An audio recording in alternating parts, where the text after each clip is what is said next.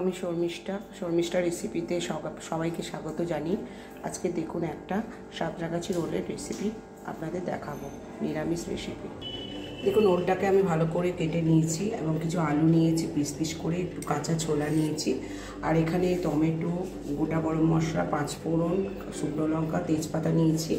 মশলার মধ্যে হলুদের গুঁড়ো, লবণ, লঙ্কার গুঁড়ো, ধনে জিরের গুঁড়ো নিয়েছি, আর এখানে একটু আদার পেস্ট নিয়েছি। দেখুন, এবারে আমি প্রেসারে এটা সিদ্ধ করতে দেব। এখানে ওল, আলু এবং ছোলাটাকে সিদ্ধ করব, সাথে একটু এতে লবণ দিয়ে প্রেসার কুকারে ঢাকনা দিয়ে দিই। দেখুন, আমার সাঁতরাগাছি ওল আর আলুগুলো সিদ্ধ হয়ে গেছে। এবারে আমি একটু সর্ষের তেল কড়াইতে দিয়ে দেবো। দেখুন, পরিমাণ মতো আমি সর্ষের তেল দিলাম।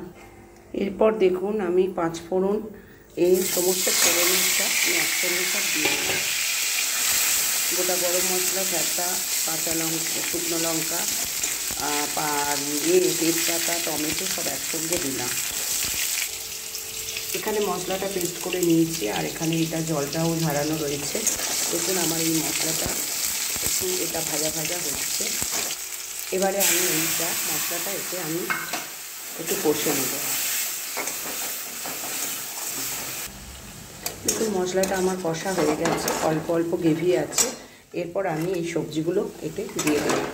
এরকমভাবে বানিয়ে খান, দেখবেন সুন্দর খেতে লাগবে, এবং আপনাদের লুচি হোক, পরোটা হোক, গরম ভাত দিয়ে হোক, বা যারা নিরামিষ খায় তাদের খুবই ভালো লাগবে।